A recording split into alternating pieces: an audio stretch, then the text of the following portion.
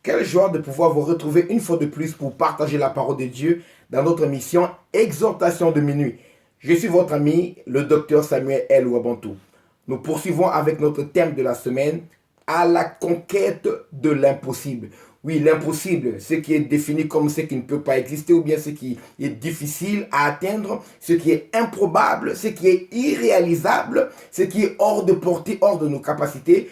C'est bien de cela que nous parlons, parce que ce qui est impossible pour les hommes est possible pour Dieu. Et Dieu, je vous ai dit, se sent à l'aise d'agir dans le domaine de l'impossible, parce que là, il sait qu'il n'aura pas de concurrent. Luc 1, verset 37, et je vous le rappelle, il déclare, car rien n'est impossible à Dieu. Et nous, Dieu nous invite à entrer dans ce domaine où les choses sont impossibles. Mais quand nous croyons en lui, Jésus dit dans Marc, chapitre 9, verset 23, tout est possible à celui qui croit. Donc, le secret maintenant, c'est comment arriver à transformer les choses qui sont impossibles en des choses qui deviennent possibles. Les impossibilités, comment les transformer en possibilités. Nous avons déjà partagé 3 secrets avec vous. Et aujourd'hui, nous voyons le 4e secret. Nous sommes au 4e jour de notre enseignement. Ouvrons vite la Bible, toujours dans le livre de Juges. Le chapitre 7 maintenant, nous lirons du 1er au 3e verset. L'expérience de Gédéon. Après avoir répondu à l'appel, voici Gédéon se lance pour sélectionner les gens qui doivent aller avec lui. Là déclare, Jérubal, qui est Gédéon, et tout le peuple qui était avec lui se levèrent de bon matin et campèrent près de la source de Harod. Le camp de Madian était au bord de Gédéon, au nord de Gédéon, vers la colline de Morée, dans la vallée. L'Éternel dit à Gédéon, le peuple que tu as avec toi est trop nombreux pour que je livre Madian entre ses mains. Il pourrait en tirer gloire contre moi et dire, c'est ma main qui m'a délivré. Publie donc aux oreilles du peuple que celui qui est craintif et qui a peur s'en retourne et s'éloigne de la montagne de Galade. 22 000 hommes parmi le peuple s'en retournèrent et il en resta 10 000.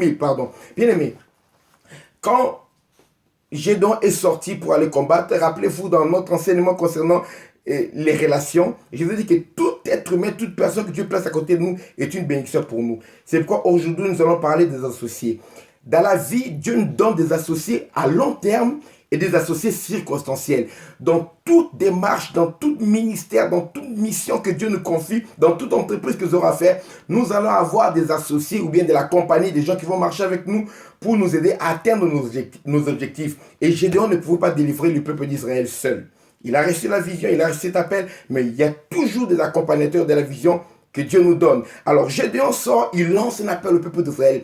Qui veut aller à la bataille avec moi? Les gens sont venus, nous allons combattre. Madian nous a fait souffrir, c'est notre temps de vengeance. L'Éternel est avec nous, allons nous combattre. Alors combattre. Sous l'engouement, 32 000 personnes se sont présentées pour aller combattre avec Gédéon. Vous savez, le domaine de l'impossible, c'est le domaine de Dieu. C'est pourquoi il faut suivre pas à pas ce que Dieu nous demande de faire. Premièrement, accepter l'identité que Dieu nous donne. 2, accepter de faire ce que Dieu nous demande de faire. Ça, c'est quelque chose. 3, traiter alliance avec Dieu pour être sûr qu'il va t'accompagner. Gédéon avait traité alliance, c'est pourquoi Dieu ne pouvait pas l'abandonner. Quand Gédéon voulait partir avec ses peuples, Dieu a dit, hey, Gédéon, attends, je vais faire la sélection. Amène le peuple.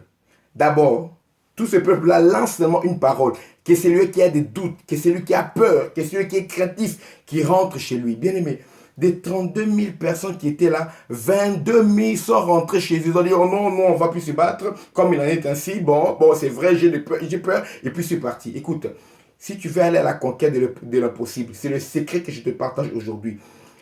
Ôte de ton appel, de ton ministère, de ton entreprise, de ta compagnie, de ce que Dieu t'a appelé à faire, enlève les gens qui ont le doute et les gens qui ont peur.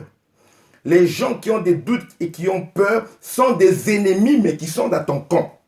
C'est comme si tu veux aller à la bataille, tu te tires une balle dans les pieds, tu es en train de traîner un gros boulet, tu ne pourras jamais avancer avec ces personnes. Dieu connaissait le secret, car le domaine de l'impossible, c'est le domaine de Dieu. Il faut suivre son conseil. Le peuple de 32 000, c'était rien par rapport aux milliers qui représentaient l'armée de Madian, comme des sauterelles qui remplissaient tout un champ. Ils étaient peu nombreux. Vous savez, Mais Dieu a dit, le peuple là que tu as est nombreux parce que moi je connais. Rien n'empêche l'Éternel de sauver avec un petit nombre comme avec un grand nombre. Dieu, le domaine de l'impossible, c'est pas notre force. C'est la force de Dieu qui agit. C'est pourquoi il faut marcher avec Dieu. Regarde dans ton ministère, regarde dans l'entreprise que tu as fondée, regarde dans ce que tu veux faire. Ce qui est impossible, les gens ont dit que c'est irréalisable. Mais tu sais qu'avec Dieu, tu peux le faire. Mais quand tu veux aller là-bas, choisis les personnes qui doivent aller avec toi. Oh, t'es à côté de toi, ceux qui a toujours le langage difficile, le langage de doute, le langage de crainte. Parce que si la foi vient de ce qu'on entend, le doute aussi vient de ce qu'on entend, le découragement vient de ce qu'on entend, parce que le doute a un langage différent de la foi. Nous parlons des associés, première partie. Demain, nous parlerons des associés, deuxième partie. Quel genre de personnes également qu'il faut écarter quand nous voulons avancer avec Dieu pour aller à la conquête de l'impossible. C'est votre ami le docteur Samuel El Ouabantou. Retrouvez-nous demain à minuit pour l'exhortation de minuit. Et j'invite tout le monde à retourner à la parole. Que Dieu vous bénisse.